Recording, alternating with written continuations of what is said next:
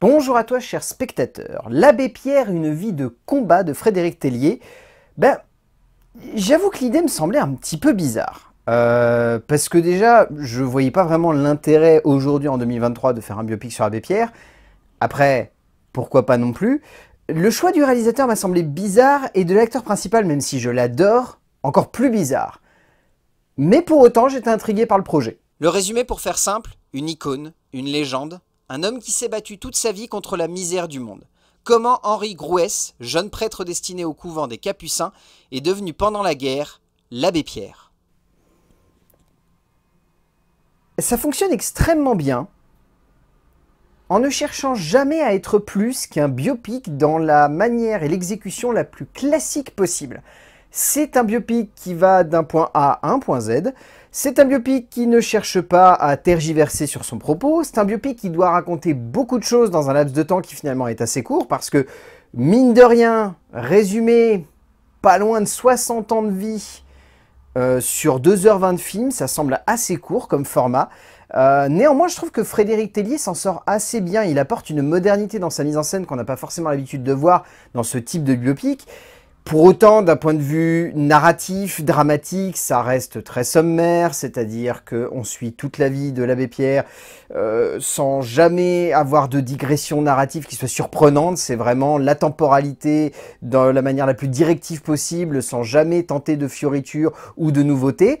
Donc on peut pas vraiment dire que de ce côté-là, il y a de la créativité, mais il y a une maîtrise. Une maîtrise évidente dans les choix, dans la radicalité du propos, dans l'envie de dépeindre un certain monde, dans l'envie de montrer la puissance de son combat.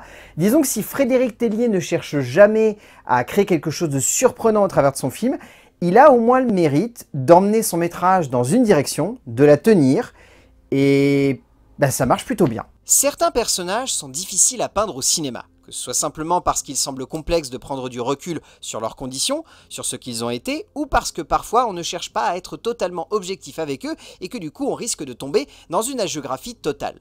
Frédéric Tellier aurait pu facilement tomber là-dedans avec son portrait de l'Abbé Pierre, mais au contraire, le cinéaste français réussit à construire un film prenant, évocateur, pas toujours subtil dans la construction de son émotion ou dans la manière de faire avancer son récit, mais en parvenant à donner lieu tout de même à une aventure forte, intense et très esthétique. En termes d'écriture, le scénario est écrit par Frédéric Tellier ainsi qu'Olivier Gors.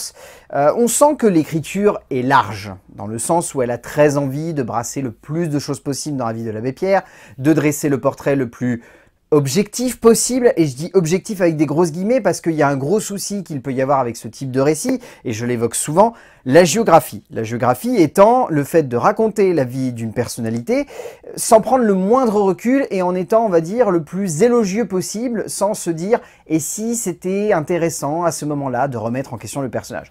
Disons que s'il n'est jamais pleinement remis en question, il y a assez d'ambivalence et d'ambiguïté tout au long de l'écriture pour faire en sorte que Gors et Tellier cherchent le plus possible à dresser un portrait, comme je disais, objectif de l'Abbé Pierre. Après, l'être humain, visiblement, avait l'air d'être plein de bonté et plein de générosité. Donc finalement, peut-être qu'il n'avait pas plus de vices que cela à nous raconter. Et après, il y a un point de vue que je trouve assez intéressant dans cette écriture, c'est le choix dramatique de ne pas nous emmener dans juste un biopic autour d'un homme qui a cherché à sauver les pauvres, mais aussi de raconter une petite histoire d'amour. Choix qui, à mon avis, va pas mal déranger beaucoup de catholiques qui iront voir le film en se disant vraiment on va avoir le droit au portrait de l'Abbé Pierre, figure religieuse et ultra importante. Et j'ai bien aimé ça. Je dirais pas que c'est un choix audacieux, mais c'est un choix dramatique et narratif qui permet une attache émotionnelle qui fonctionne assez bien et qui permet au scénario en fait d'avoir une approche qui est très universelle et qui du coup va toucher, je pense, beaucoup plus de monde. Tellier et Gors construisent un récit en somme classique. S'il est tenté de définir ainsi la linéarité de l'approche du personnage, les deux scénaristes ne cherchant jamais à digresser de cette structure efficace, mais sans le moindre audace, ou la moindre tentative de composition narrative qui puisse être surprenante, aurait peut-être sa place. Malgré tout, encore une fois, cela marche, parce que la vie de cet homme, du peuple et de la nation, permet à cet ensemble de tenir et d'avoir assez d'impact sur le spectateur pour sonner comme plus qu'un simple biopic à la structure sommaire et convenue, mais surtout la mise en relief d'un homme dans l'histoire avec un grand H de notre pays et de celle de l'humanité en général. En termes de mise en scène, Frédéric Tellier, c'est là que je trouve qu'il a un petit peu d'audace. Alors je dirais pas non plus que le film est audacieux du début à la fin, mais j'aime bien la manière qu'il a de mettre en scène son film. Déjà, ça sent dès le premier plan. Premier plan qui est assez symbolique, mais qui a également un petit travail esthétique assez intéressant. J'ai beaucoup aimé aussi la manière qu'il a de parler du passé. Quand Tellier raconte toute la partie pré-Seconde Guerre mondiale, Seconde Guerre mondiale et juste après, il utilise un travail de focus et de jeu de mise en scène où en gros, il y a quasiment que des points particuliers dans l'image qui vont être réellement nets et sinon tout le reste va avoir un espèce de flou circulaire assez surprenant et assez déstabilisant. Et j'ai bien aimé ce parti pris parce que du coup, il a un côté, je dirais, presque dans l'envie de vouloir nous plonger dans un regard qui est orienté dans une seule direction. Et ensuite, au fur et à mesure que le film se déroule, on sent que la netteté, elle vient presque omnipotente dans le cadre. Alors je ne sais pas si c'est un choix de vouloir nous montrer qu'à certains moments, l'abbé Pierre avait le regard fixé sur un seul élément et que d'un seul coup, son regard s'est élargi et qu'il s'est mis à regarder le monde d'un nouvel œil. C'est une possibilité. En tout cas, je trouve que d'un point de vue esthétique pur, ça donne un vrai cachet au film et ça donne une modernité que dans ce genre de récit, on n'a pas forcément tendance à voir tant que ça dans le cinéma français. Je dis bien dans le cinéma français parce que dans le cinéma international, il y a pas mal de biopics qui souvent ont des points de vue esthétiques assez audacieux.